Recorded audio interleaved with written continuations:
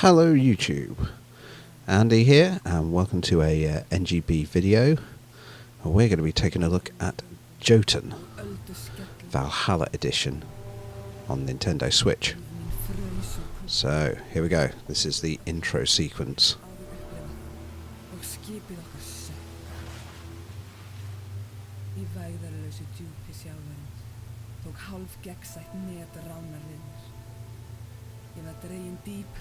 Og dýpra í átt að gyðju sjávarins. Dauðinn var kominn til að sækja mig. Baráttu vilji sálar minnar myndi ekki nægja til að slökkva þorsta ránar í bráðsynni. Myrkri kom, en þegar ég vaknaði var ég ekki í höll dangs og beina, heldur í kyrrð og þögn. So, as you may have realised, there is a very distinct Norse theme going on with Jotun. It's actually a re-release. It's an updated version of a game that initially came out on PC back in 2015. It was released by Thunder Lotus Games, and subsequently had a Wii U release, PlayStation 4 release, and Xbox One release in 2016.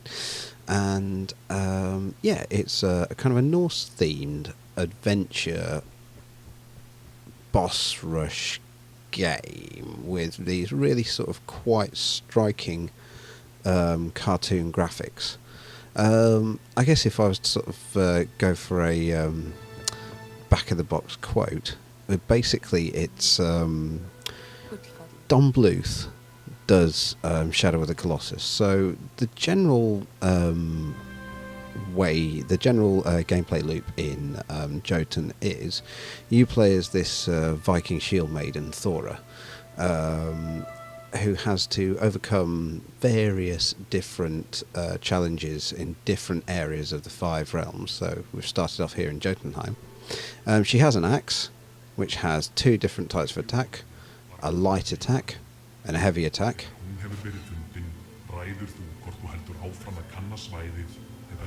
which can be used to dispense things within the environment. And the idea is that there are puzzles, traversal puzzles, sometimes minor combat puzzles in each area that you need to overcome to try and find these runes within the areas. And when you've found all the runes in the areas, you open up a door to a boss fight. There's a map. So now it's a fairly basic map. It doesn't show you where you are, so it kind of leaves you to your own devices to do a bit of fact finding and a bit of pathfinding to sort of see to plan your route through the world. And a lot of the time you have to kind of look at the environment around you and figure out what you're supposed to do. For example, in this instance we have this swamp which is creating this noxious gas. These kind of spores are generating this gas which is going to damage us if we go near it. So we need to stand near these blue plants to protect ourselves from the gas, and when it dissipates we can move on. And we have these ghostly figures that disappear when we touch them. So let's head on up in this way. This is the first area of the game. So these guys here, these funky looking dudes, you stand on their platform and you activate them and they refuel your health and your abilities. So as you're going through the game you'll find these godlike abilities. So they could improve your speed, they could regenerate your health, they could improve your damage, but you only get a limited number of those per death. So when you die they'll regenerate, but obviously you have to start the level again. But you can regenerate them at those fountains. So the aim of this first area of the game is to find all of these ghostly maidens and return them to that central point to open up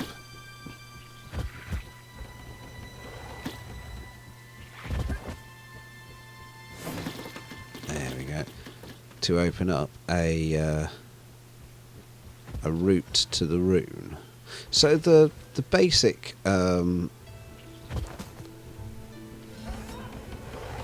this is basically your tutorial section. It teaches you how to play the game, it teaches you what to expect from the worlds, and it's quite a nice little quite a nice introduction. It teaches you to keep an eye on your environment, to learn what it's telling you.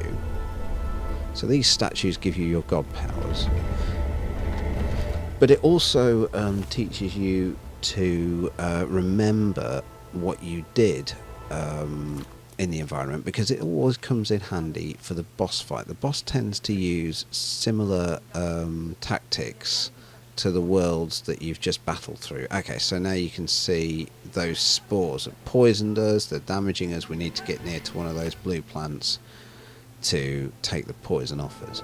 But obviously we've depleted half our health bar, so we can use our newly found god power, like so, to heal us back up. Very, very handy.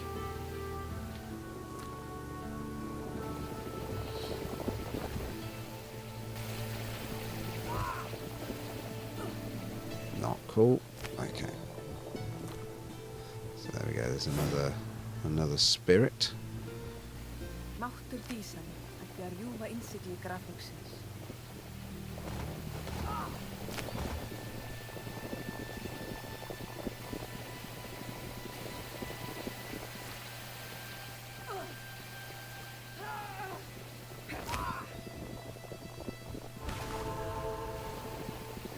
So the first time I played through this area, it did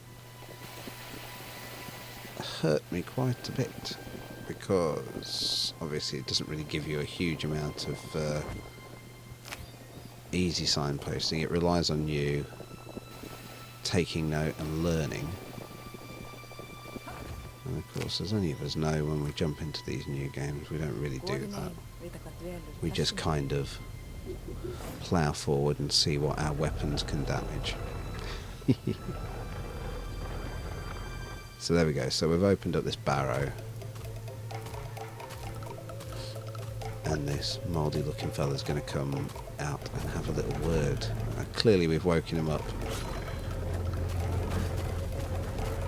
So this is kind of a mini boss fight, which teaches you the general tactics of combat and how to tackle boss encounters. Boss encounters are normally quite methodical affairs, which will involve you learning the boss's moves, learning where to stand, learning when to use your strong attacks as well, because the strong attack takes so long to charge up. It can be that the boss has moved out the way by the time you finally get to actually land a blow, like so. But you can cancel out of your strong attack by doing a roll, which is always quite handy. And when you're fighting the larger bosses like this, you're generally going to have space to stand in there, in between their legs, and batter them on the ankles. So with your boy dead like that,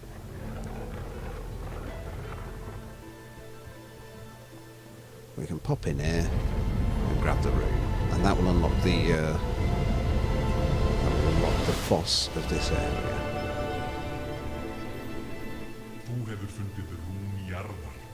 So the graphics in this are quite lovely. They've got this lovely hand-drawn appearance, and it really does look like you're playing a cartoon. It does evoke sort of older Don Bluth games like Dragon's Lair and Space Ace.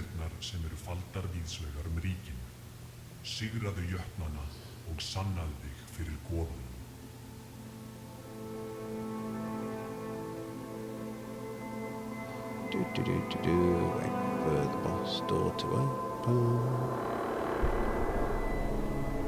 So Jotun isn't a huge game. Each area should take you between sort of half an hour to an hour to clear, if you're looking to find all of the different items and all the different abilities in each area.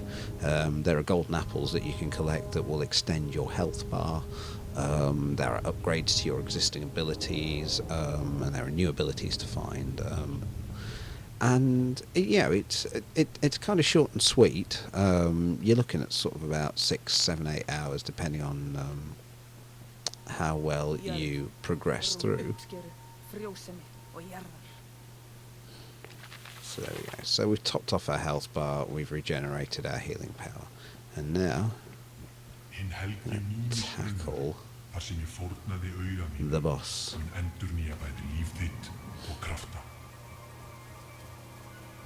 So this boss will use various different things against us, which we saw in the level previous. She will attack with her arms like that, and you'll notice that the shadow that she casts on the floor shows where those attacks are going to land.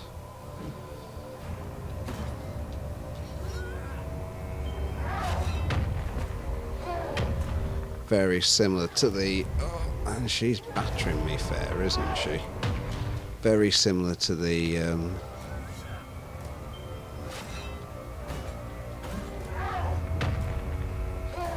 vines which attacked us in the main area.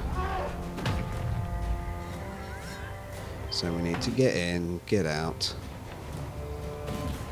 open her up for the attacks, and land the blows. So it is kind of like it is very much like Shadow of the Colossus in that you have to learn how the enemy's going to attack you, learn your tactics, and here we go.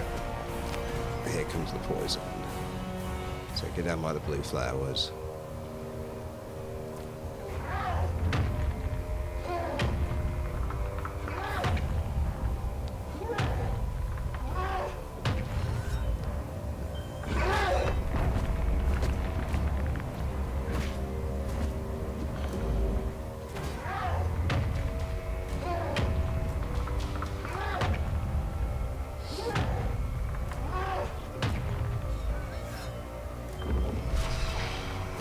Oh no, no, run away, run away.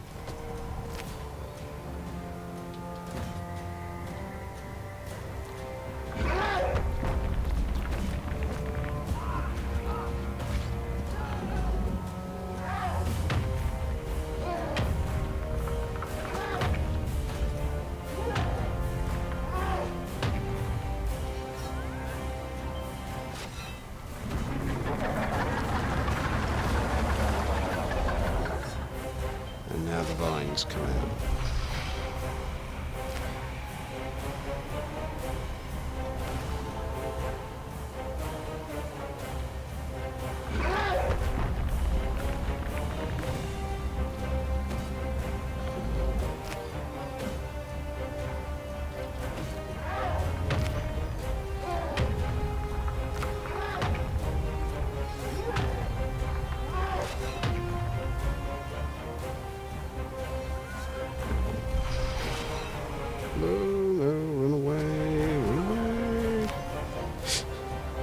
So these boss fights can be quite tense affairs.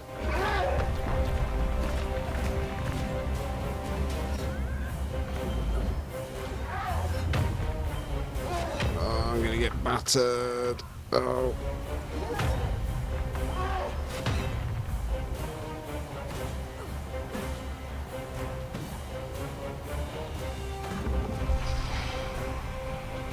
And as with games like Shadow of the Colossus, and indeed sort of Dark Souls, where you have these big boss fights, you kind of have to keep your distance, look for your openings, not rush it, remember patterns.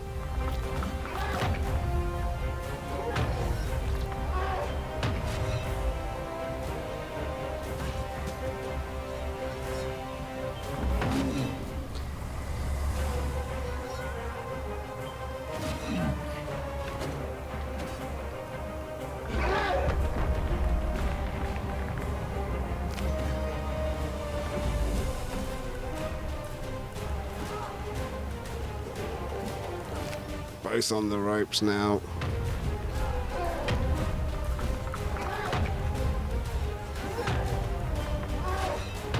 it can be quite a frustrating game at times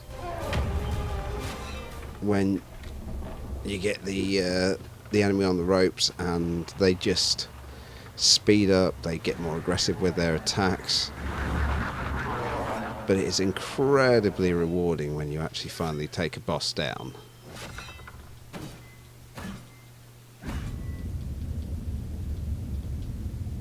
Just like that.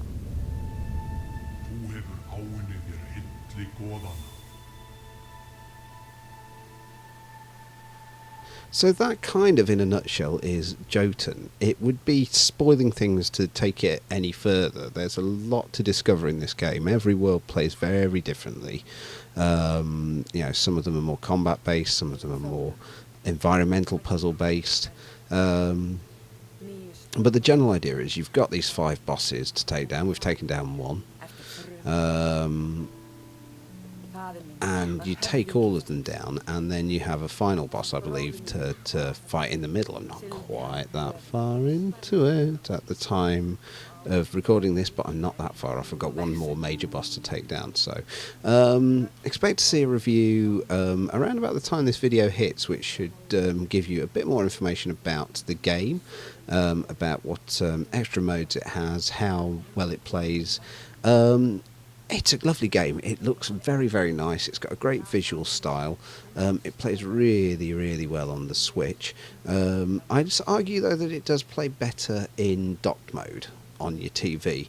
As you can see, it does zoom out quite a lot, and in some of the boss fights, particularly some of the larger boss fights, you'll find the camera zooms right out, which puts your player character very tiny little speck in the screen, which is fine if you're in dock mode playing on a nice TV, but if you're playing handheld on the Switch's 7-inch screen, things can get a little bit tight and a little bit tough to see. But overall, it's a lovely game, really nice fit for the Switch, plays really nicely on the Switch, very highly recommended. As I say, full review is on the site. Don't forget to like, share, comment, subscribe, all that jazz. Go check us out on Twitter, Facebook, check out the website, all of the usual stuff. Keep subscribed to this channel for more gameplay, for more reviews, news, and all of the features that you could ever possibly want. And you know, don't be a stranger. We like comments. We like to people to chat with us. So drop us a few down below and hit us up everywhere that we are. And keep an eye out for more videos coming soon from NGB.